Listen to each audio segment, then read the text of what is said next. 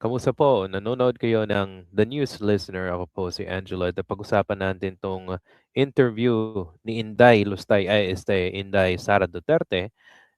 Sinabi niya na napakadali daw magpadala ng eroplano dong sa Dubai. Kung natatandaan niyo po, ang Dubai ay natamaan ng missile galing doon sa Iran, di ba? Kasi merong labanan ngayon, Amerika, Israel laban sa Iran. So, a little background po, nung hindi na siguro magustuhan ng Amerika at saka Israel ang ginagawa ng Iran, ayon sa kanila, eh, tinira na nila kasi yung nuclear daw na program ay hindi pa hinihinto. Okay? Yun ang dahilan nila ayon sa kanilang ah, statements. Okay? At ito namang Iran, syempre ang ginawa nila ay nag-retaliate sila sa mga bansang merong mga US bases. At isa na doon yung Dubai. Now, ang Dubai, ng, I think, natamaan yung isang mall. Meron ding natamaan na, I believe, yung pinakamataas na building. Ang tawag nila ay Burj Khalifa. So, ang gobyerno ngayon ay gumagawa ng paraan para at least rescue yung mga nagtatrabaho doon, 'di ba? Napakadelikado kasi hindi mo talaga alam kung saan at saan papunta yung missiles na galing doon sa Iran. Okay. Now, nag-suggest itong magaling nating Vice President na halos pumupunta sa Netherlands kada buwan. Sabi niya, madali lang daw. Now, pakinggan niyo ang kanyang reason, kung anong rason niya, at hinalimbawa niya 'to sa isang event. Okay? So, pakinggan natin. Kadali magpadala ng eroplano eh. Sa totoo lang. Alam niyo ba nung COVID na panahon, madami ang na-stranded na mga tiga Davao City dito sa Manila. Okay, kinumpara niya yung sitwasyon noon nung COVID. Okay? At ikinumpara niya dito sa nangyayari sa Iran. Okay? Sa tingin niyo ba, tama bang i-compare yung sitwasyon ng COVID 2019 o 2022 dito sa nangyayaring bakbakan Amerika-Israel laban sa Iran? Siyempre hindi, di ba? Kasi nung panahon na yon, ah, sakit ang pandemya. Okay? Merong malawakang pandemya na nangyayari sa ating mundo. Okay? At yun yung COVID-19. Okay? Now, ikaw kung matalino kang tao, at hindi mo naman kailangan maging matalino eh. Isipin mo na lang, ikukumpara mo ba yung sitwasyon ng COVID-19, okay, sa sitwasyon sa Iran? Ang layo-layo, di ba?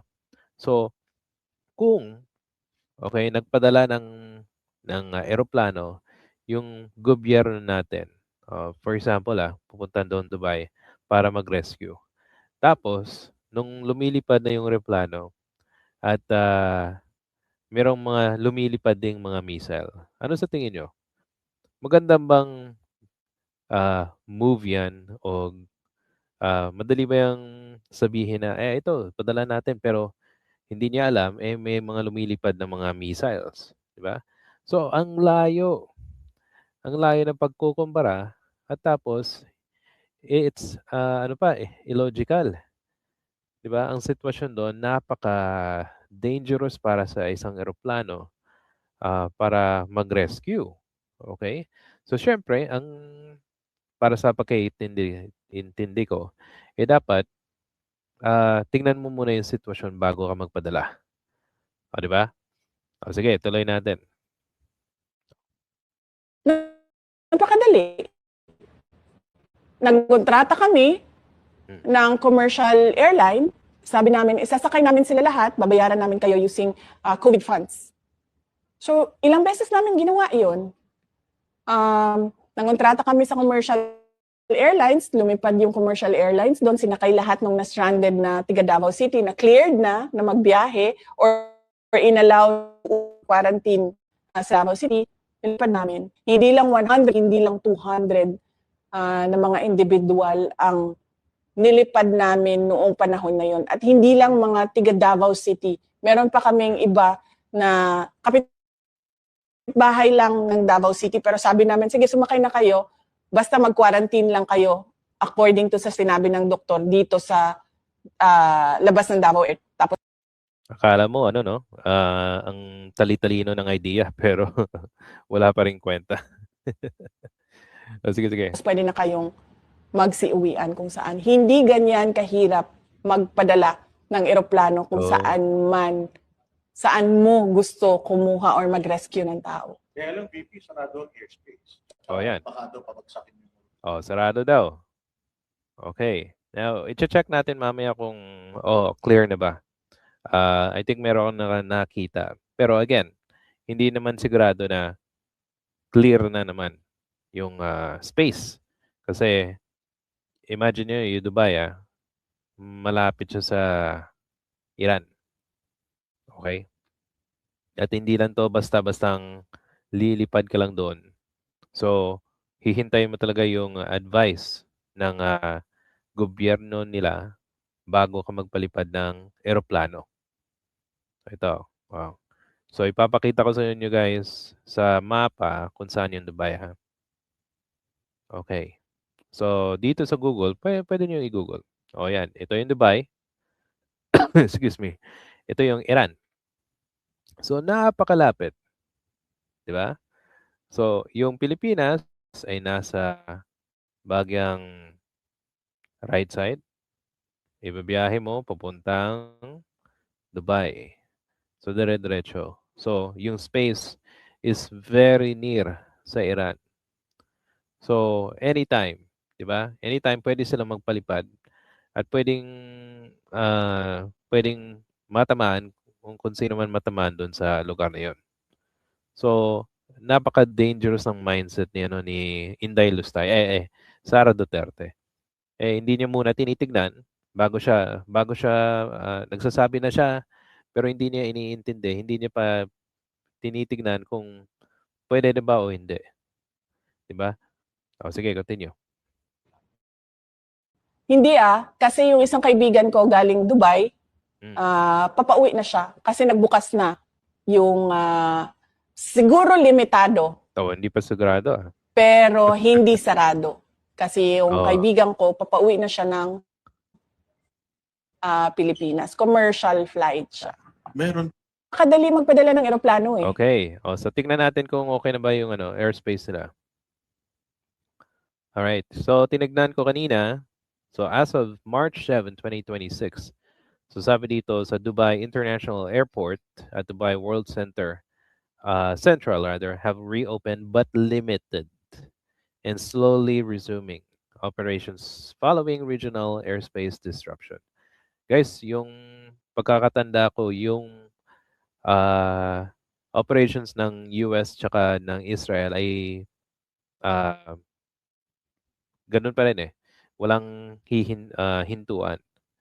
At kahit tingnan nyo sa online, sa Facebook, meron pa rin mga classified information, unclassified rather, na pinapalabas yung Amerika na nagpapaputok sila ng aircraft, yung mga establishments na key targets nila, yung mga barko, ang dami na silang pinalubog. At sa airspace, kung limitado siya, ang gobyerno natin mapapaisip talaga kung kailangan bang pumunta na doon para ma-rescue na ating mga kababayan, di ba? Anyway, kung magre-rescue, syempre mapapaisip naman yung ating mga kababayan kung uuwi sila kasi mawawalan ka talaga ng trabaho. Kaysa sa, mawawalan ka ng trabaho, uuwi ka nandito, pero tutulungan ka naman ng gobyerno, di ba? So yun, para sa akin, ang mindset ni Inday Explorer, okay, ito ay dangerous at alam niyo naman, 'pag si Sara Duterte ang in-interview ng SMNI, okay, galing 'to sa SMNI ha, hawak-hawak nila yung tanong at kung i-interview mo siya, ng ibang, media, ay nagkakapaya ng ano, ng isasagot. Kahit do'n sa meron tayong nakitang Russian na interview ni Sara Duterte. Ano nangyari do'n parang ano, parang hindi talaga ano, hindi talaga isang magaling na leader na magsalita. Hindi siya eloquent, okay, as a speaker. So, ito yung pipiliin ng mga ka-DDS na maging presidente. Ang dami niyang sablay. Sablay na siya, lustay pa.